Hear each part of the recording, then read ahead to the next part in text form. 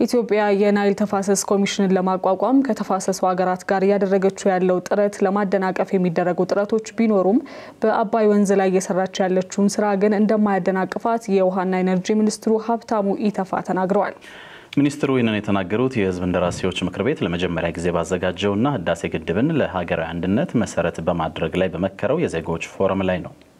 በዚሁ ጊዜ ምክር ቤቱም ሆነ ምሁራን ኢትዮጵያ የአፍሪካ የኃይል ቋት ለመሆን እየሰራች ያለችውን ስራ ለማደናቀፍ አንዳንድ ሀገራት ያደረጉት ያለው ጥረት መረዳት ይገባቸዋል ብለዋል። አቤል አበበ ስለ ኢትዮጵያ የውሃ ፖለቲካና ዲፕሎማሲያዊ የተመከረበትን ይህንን የዜጎች ፎረም እንደሚከተለው ያስመለክተናል። ወደዛው እናልፋለን።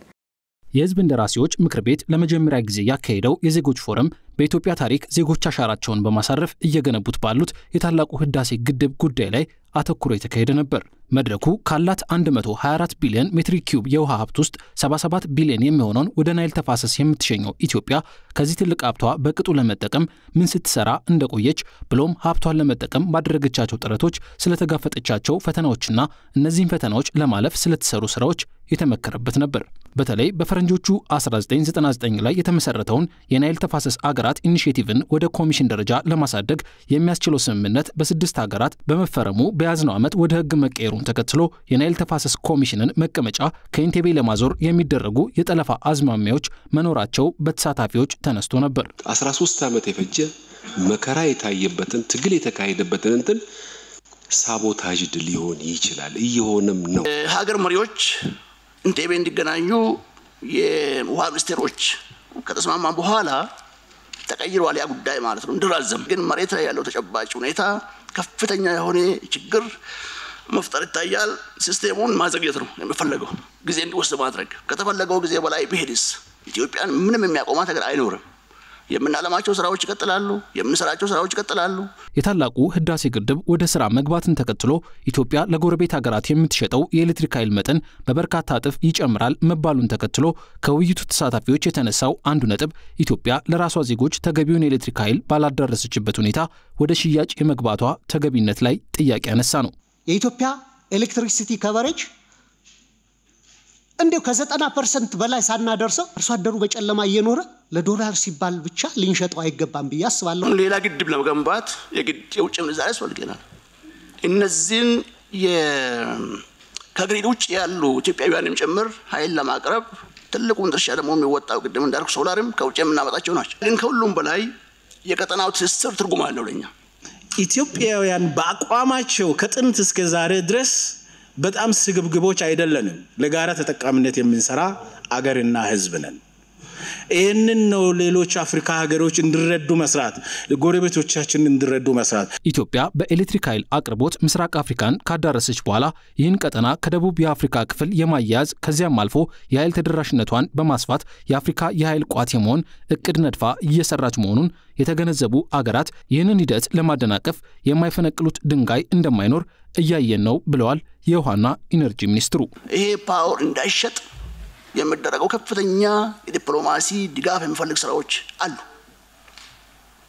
ኢትዮጵያ ከኬንያ ጋር የሚሸጠው እንዳይጨመር፣ ከኬንያ አልፎ ወደ ታንዛኒያ እንዳይሄድ ማርኬት ሴንተር የሚባል የዚህን ዋጋ ተመን የሚያወጣ ተቋም ኦፊሱን ከአዲስ አበባ ማስወጣት፣ ኃይል ካመነጨ በኋላም ጭምር የሚያደርጉት ሳቦቴጅ ይጠበቃል።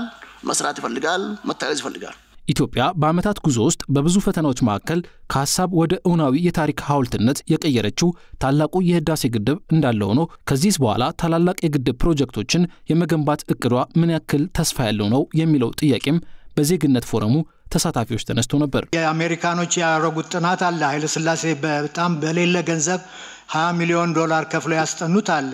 አትሊስት 3 ቦታ አይደንቲፋይድ ሆነዋል። እነዛ ሲሪየስ በሆነ መንገድ እየታዩ ናቸው ወይ? በቀጣይ ያሉ 5ም 6ም 7ም ቁጥሩ በጣም ብዙ አሉ። በጥሉ ለመናገር አምባሳደር ቅድም ጠቅሶታል። ከዛ በላይም ብዙ ቁጥሮች አሉ። መቼ ነው የምንሰራው? በአቅማችን ነው የምንሰራው። እንዴት ነው የምንሰራው? ኢትዮጵያውያንን በማሰለፍ ነው የምንሰራው። እንዴት አድርገን ነው የምንሰራው?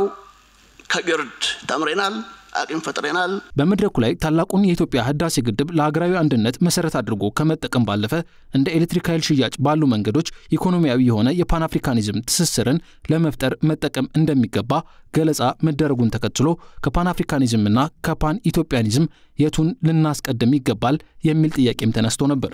ናሽናል ኮንሰንሰስ፣ ናሽናል ፖለቲካል ሴትልመንት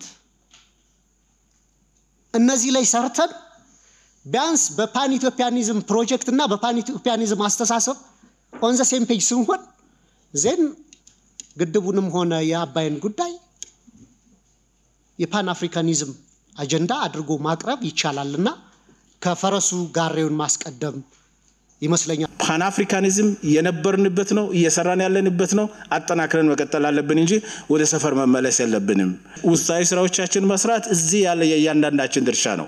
የውስጥ ችግራችን ቢያንስ የፖለቲከኞችና የተዛባ የፖለቲካ ባህላችን ውጤት ነው። ይሄንን ለማስተካከል ፖለቲከኞች፣ ምሁራን፣ የሚዲያ ሰዎች በጋራ ከቆምን ኢትዮጵያን የበለጠ ከፍ እናደርጋታለን። የኢትዮጵያ ከውሃ ጋር የተያዙ ጥያቄዎች እንዲመለሱ በእነዚህ ጉዳዮች ላይ የጋራ የሆነ አገራዊ መግባባት መያዝ እንደሚገባ ሲነገር አድምጠናል። የህዝብ እንደራሴዎች ምክር ቤት ለመጀመሪያ ጊዜ ያዘጋጀው ይህ የዜጎች ፎረም በቀጣይም በየወሩ በተለያዩ አገራዊ ጉዳዮች ላይ የሚመከርበት እንደሚሆን በዚሁ ጊዜ ተነግሯል።